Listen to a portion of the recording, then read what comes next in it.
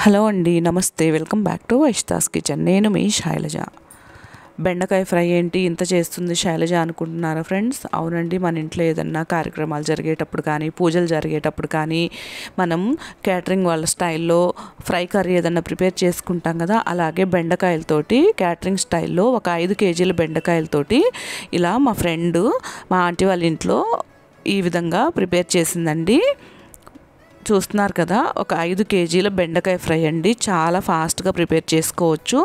అచ్చం మనం బయట క్యాటరింగ్ వాళ్ళకి ఇస్తే ఎలా వస్తుందో అలానే సేమ్ ప్రిపేర్ చేసుకోవచ్చు అండి. 5 కిలోల బెండకాయలని శుభ్రంగా కడిగి ఈ విధంగా కట్ చేసుకొని ఒక హాఫ్ అన్ అవర్ పాటు ఈ విధంగా ఆరబెట్టుకోవాలండి.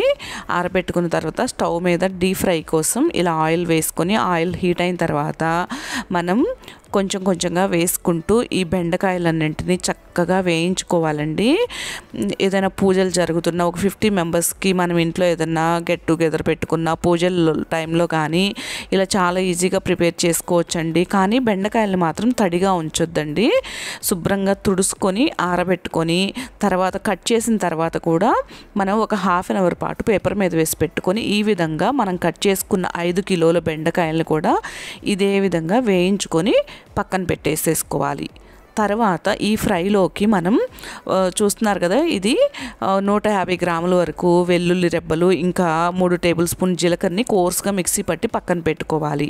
మనం బెండకాయలు వేయించిన ఆయిల్లో నుంచి కొంత ఆయిల్ని తీసేసుకొని ఈ విధంగా వేరొక బాండీలో వేసుకొని పోపు దినుసులండి, ఆవాలు జీలకర్ర, మినప్పప్పు, పచ్చిశనగపప్పుని వేసుకోవాలి.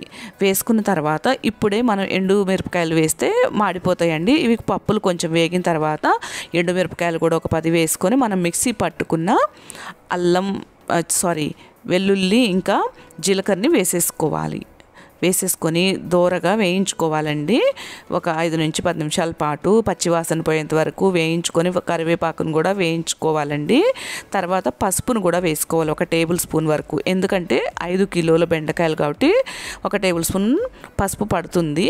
ఇవి వేగిన తర్వాత 1.5 అంటే ఒక ఫుల్ కొబ్బరి చిప్ప ఇంకా హాఫ్ అండి, 1.5 పచ్చి కొబ్బరిని ఈ విధంగా తురిమి పెట్టుకోవాలండి. ఆ తురిమిన పచ్చి కొబ్బరిని కూడా వేసేసుకొని పచ్చి వాసన పోయేంత వరకు కొంచెం ఒక 5 నుంచి 10 నిమిషాల పాటు, ఇది పచ్చిది కాబట్టి కొబ్బరి వెంటనే మనం తురిమామనుకోండి ఇదేమి పెద్దగా వేపాల్సిన అవసరం లేదు.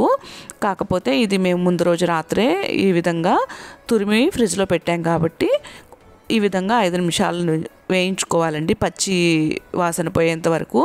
తర్వాత ఈ కొబ్బరికి తగినంత 1 టేబుల్ స్పూన్ వరకు సాల్ట్ను కూడా వేసేసుకొని బాగా కలుపుకోవాలి. చూస్తున్నారా, మనం 5 కిలోల బెండకాయలని వేయించుకున్నాం కదా, ఆ 5 కిలోల బెండకాయల్ని వేసేసుకోవాలి. మనం బెండకాయల్లోకి ఉప్పును వేయలేదండి, ఓన్లీ పచ్చి కొబ్బరికి సరిపోయేంత మాత్రమే వేసుకున్నాము. ఈ వేయించుకున్న బెండకాయలని వేసేసుకొని ఈ కొబ్బరి అంతా కలిసేలాగా బాగా కలుపుకొని మనం ముందుగానే ఒక 300 గ్రాముల వరకు జీడిపప్పుని ఈ విధంగా వేయించి పక్కన పెట్టేసుకోవాలండి. ఒకవేళ మీకు జీడిపప్పు ఇష్టం లేకపోతే పల్లీలు కూడా వేసుకోవచ్చు ఈ ప్లేస్లో. చూసారు కదా, ఈ జీడిపప్పు కూడా వేసిన తర్వాత ఇవన్నీ కూడా బాగా కలిసేలాగా కలుపుకోవాలి. ఇప్పుడు మనం ఇందులో కారాన్ని వేసుకోవాలి. మీకు ఇష్టం ఉంటే వెల్లుల్లి కారాన్ని వేసుకోవచ్చు, లేదంటే మేము ఇందాక వెల్లుల్లి మిక్సీకి వేసాం కాబట్టి ఇది సంబార్ కారం అండి, కూర కారం ఉంటుంది కదా, అది వేసింది మా ఫ్రెండ్ ఛాయ. అది వేసేసుకొని మన అవసరానికి తగినంత కారాన్ని వేసుకోవాలండి. తను ఒక 3 టేబుల్ స్పూన్ల వరకు వేసింది. సరిపోకపోతే మనం చూసుకొని అడ్జస్ట్ చేసుకోవచ్చండి. అంటే పూజల టైంలో కానీ ఏదైనా కిట్టి పార్టీస్ టైంలో చిన్నపిల్లలు కూడా ఉంటారు కాబట్టి వాళ్ళని కూడా మనం దృష్టిలో పెట్టుకొని కారం అనేది చూసుకొని వేసుకోవాలి. ఈ 3 టేబుల్ స్పూన్ల వరకు వేసిన తర్వాత ఇప్పుడు మనం బెండకాయల్లోకి సరిపోయినంత ఉప్పును కూడా వేసుకొని ఒకసారి బాగా కలుపుకోవాలండి. చూస్తున్నారా ఎంత ఫాస్ట్గా ప్రిపేర్ చేసుకున్నామో.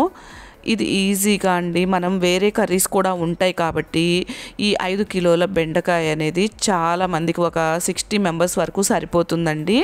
చూస్తున్నారు కదా,